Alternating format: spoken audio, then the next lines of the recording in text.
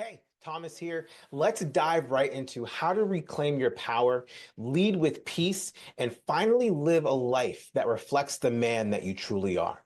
And the three big problems that stop high-performing husbands, fathers, and leaders just like you from getting there. All right, so before we get in, I want to introduce the idea of iconic. I like to use this word. What does it really mean to become iconic? Well, first, we need to look at what the definition is of iconic. Now, my definition of becoming an iconic man is becoming someone who's regarded by your family, your peers, and your community as a representative symbol or as worthy of great respect, awe, and honor. And for most of my clients that I work with, they tend to create this iconic status in their business, in their careers. But then when they leave the office and they head home, they are far from iconic in their marriage. They're far from iconic with their kids. And they also feel disconnected from that iconic status in the legacy that they want to leave, their connection to spirit, and their impact in their community. So if that is you, then I want you to keep listening and follow along here where I talk about the three big problems that most of my clients and maybe even you right now endure when it comes to living and achieving the iconic life. So the first big problem that I often encounter with my clients is that there's a lot of confusion. They don't know if this is all that they need to be doing. They often ask themselves, why am I not feeling more fulfilled? I've done all the things. I've checked all the boxes. Why am I not feeling the sense of fire that I thought I would feel or the sense of satisfaction? And for a lot of my clients, they tend to feel overwhelmed by all the emotions that come with this uncertainty, whether it's fear, guilt, anxiety, whatever it might be. And because they don't know how to handle them or process them, they tend to then go to try to numb their emotions. This is where vices and potential addictions, but just essentially escapism comes into play. You run away from those feelings and you might dive into more work, or you might dive into something that appears to be productive, but can totally be abused and become an addiction. The other problem that many of my clients face is this idea of imposter syndrome. And you might know imposter syndrome is feeling like a fraud. I'll keep it simple in that regard. But I actually think of it as something different. I actually think of it as a confusion of your identity. See, there's a part of you that probably knows who you're meant to be. And it probably knows that you can be this person right now. And then there's another part of you that doesn't believe that. There's a part of you that is afraid of being that person and what it might mean. It's afraid of leaving behind the things that were so comfortable and taking a leap of faith, a risk to become the man that you want to be. And whoever's voice is louder is the one that you tend to follow. But when they're both speaking at the same time, you're not able to hear clearly who's actually saying the right things. And of course, you're going to feel confused. So when you feel this sense of imposter syndrome, understand that it's not because you feel necessarily like a fraud. It's actually because you're confused of your identity. You forget who you actually are. And the third big problem that I often see and come across is burnout and disconnect. So imagine you're confused over whether or not this is all there is. You're confused about your identity and you're forgetful. You're numbing your emotions or suppressing them for what you believe is the greater good. And you go out there and the symptom of it is feeling like a fraud. You're going to push yourself. You're going to try to do things or do more things to try to prove yourself worthy of being the person that you believe that you're supposed to be. And where does that lead you? It often leads my clients to feeling burned out. It often leads them to feeling disconnected from their kids, disconnected from their wife, disconnected from their purpose, but most importantly, disconnected from life itself. They now become what gamers would call a non-playable character in the game of life because everything has become automated. Everything has become numb and suppressed and sedated, and they're just living Groundhog Day, feeling completely disconnected from their life. So I don't know where you are in these three areas. Maybe you have one of these problems, maybe you have two. If you have all three, then you're in the right place. And this is to show you what the path can look like to help you overcome these problems, and really how I work with all of my clients. And so, what are the solutions here? The solution to confusion and numbness is you need clarity and awareness. You need to be clear on who you are, and you need to be aware of what you're doing that's either validating who you are or invalidating who you are. And I use these terms very loosely because sometimes we've confused validation as an external thing, when in reality it's an internal thing. Who you are is reflective of what you do. If you are not happy with who you are, then you're not doing the things that are in alignment with who you want to be. So we need clarity on who we are, what our purpose is here, and awareness of when we are actually drifting, or maybe awareness around when we started to drift in the first place. Now, for imposter syndrome, we need embodied power, otherwise known as confidence. Confidence is the antithesis of imposter syndrome. When you're confident, you don't feel like a fraud. Imagine if you're going into your office, if you're going into a boardroom, if you're going into a meeting or a sales opportunity. If you're skilled and you have experience in that regard, and if you've created a business or if you created a career on those things, you're confident. There's no imposter syndrome happening in that moment. You are the embodiment of the power and the influence. When you walk in, you make things happen. But how do we actually translate that to every other area of your life? And then lastly, the solution to burnout and disconnect, well, there needs to be purposeful legacy. And this shows up actually on our day-to-day basis is energy and connection. No longer the days can go where you feel absolutely exhausted and unfulfilled. It's okay to feel tired at the end of the day because you gave it your all, but there's a really powerful moment when you feel tired and fulfilled.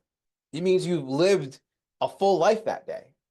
And imagine living that full life every day and having connection, and the type of connection that you yearn for. Connection with your peers, connection with your wife, connection with your kids. Your kids actually want to hang out with you, and they see you more than just an ATM or a cash wielding machine because you go to work and you come back and they only see you as that because you're disconnected at home. Now you have this connection. Imagine that purposeful legacy. Legacy is ultimately the thing that you leave behind, but make no mistake, your legacy is living right now in the form of your kids. You will be leaving them behind.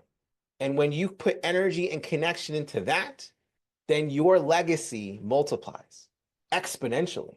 So I want to break things down a little bit more, and I want to go into each area and really help you understand what we're talking about here. So when we look at clarity and awareness, the first step in clarity and awareness is we got to expose the mask.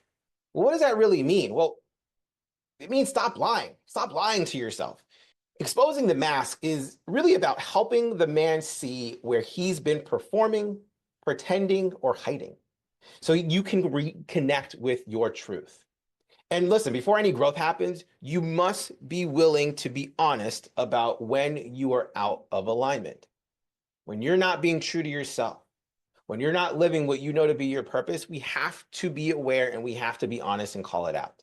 We have to stop lying. The next part is we got to name the cost.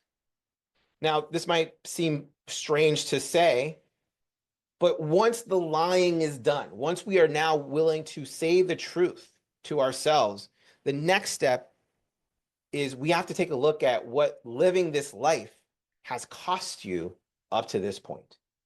Maybe it's your health.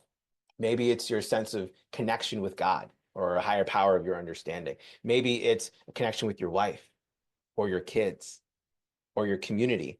Whatever it is, emotionally, financially, spiritually, physically, most men never stop to do this, to think about the actual cost. But by naming the cost, you start to then create urgency and fuel for the desire to reclaim these things that you once paid for success. And then finally, the last part is activate the voice. This is nothing more than just saying it out loud. We have to say the truth out loud, not just to ourselves, but to the world, to the universe, to those that we have neglected over time. And this is where you begin to reclaim your power, not just through dominance, but just through expression. You've removed the mask, you've declared the cost of what wearing that mask has taken, and now you're owning your truth out loud. And once we get to this point, now we are ready to truly rebuild. And we're rebuilding from the inside out. Most clients, when they come to me, they tell me, you know what, business is great, but my relationship is in the toilet. Or, I feel like I spend a lot of my time with my family. I am the ultimate dad and my business is suffering. And most of my clients will automatically think, well, how do I just, you know, better my business? How do I reconnect with my wife? Thinking that like that is the answer.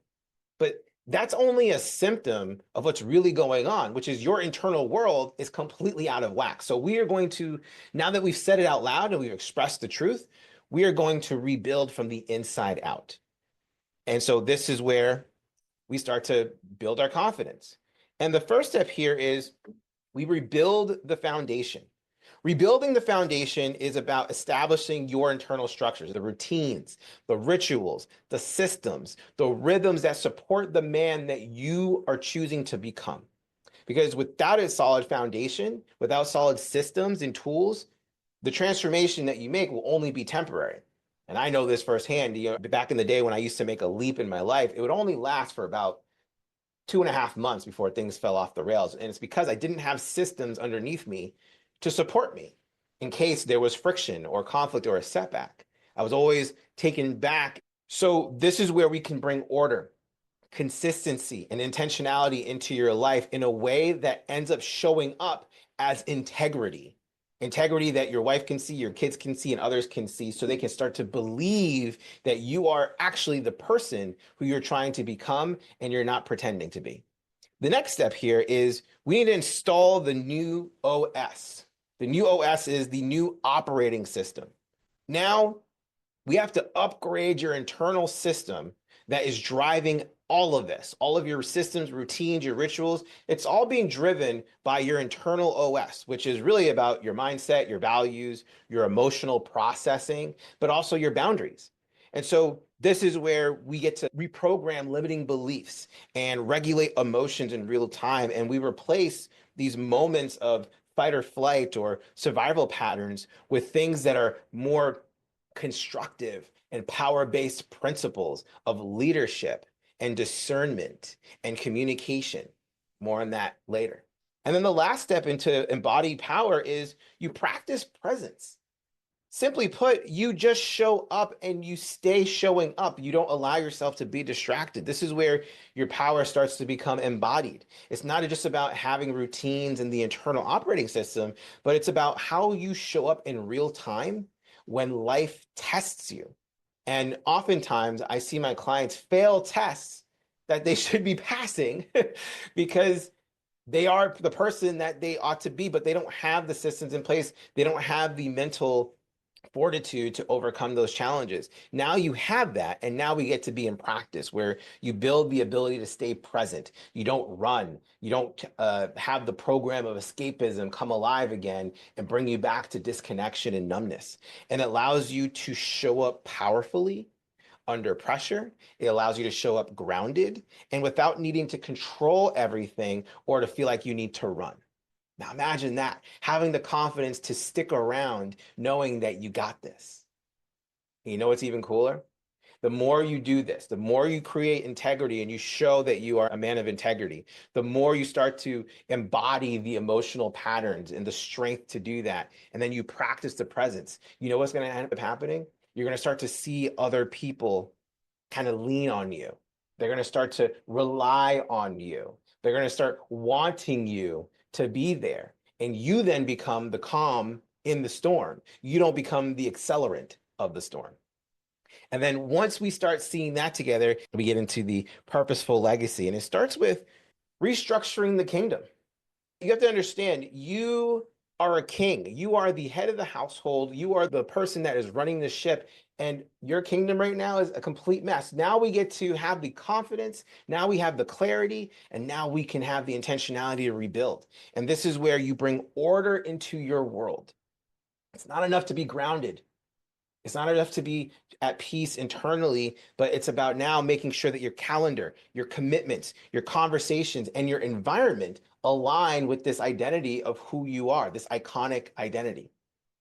And this allows you to design a life that reflects your values, not just your obligations. Oftentimes, we design our life in reaction to our responsibilities. Now we're doing it the other way. We're actually designing a life based on our values in alignment with our obligations.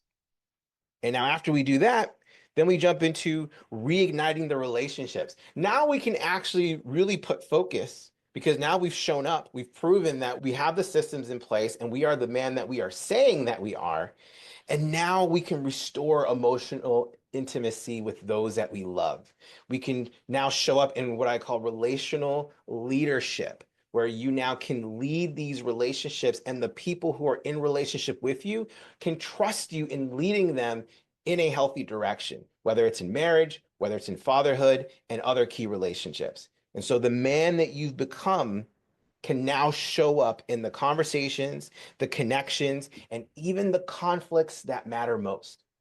And once you get those relationships dialed in and they start to grow and nurture and come back alive again, now the last piece is you activate the legacy. Now, what does that even look like? Well, this is where you begin living for more than yourself. You're no longer in survival. You're no longer slipping. Now you're under stable ground and can grow into the next level. This is where your inner world has been rebuilt, your life has been realigned, and now you get to define and step into your legacy that you want to leave behind in the form of your kids and in the form of the impact in your community and maybe in the world for some of you. And you get to do it through your family, through your work, through your character, and through your story. And the thing about legacy is that it's not about ego, it's about eternity. And if you think about it, anyone that we consider icons, the reason why we consider them icons is because names have been spoken about and stories have been told about them for years, generations, centuries, and for some people, millennia. And you have an opportunity when you put this together to build the life that you want, to build the iconic life and be an iconic man for your family, for your work, and for your legacy. So that's it. I hope that gave you greater clarity and a clearer look at where you might be on your journey. And listen, if you'd like help overcoming any or all of these problems and stepping into the life and legacy that you're actually meant to live, comment icon below, and I'll send you the details on how we can work together to get you where you're called to be.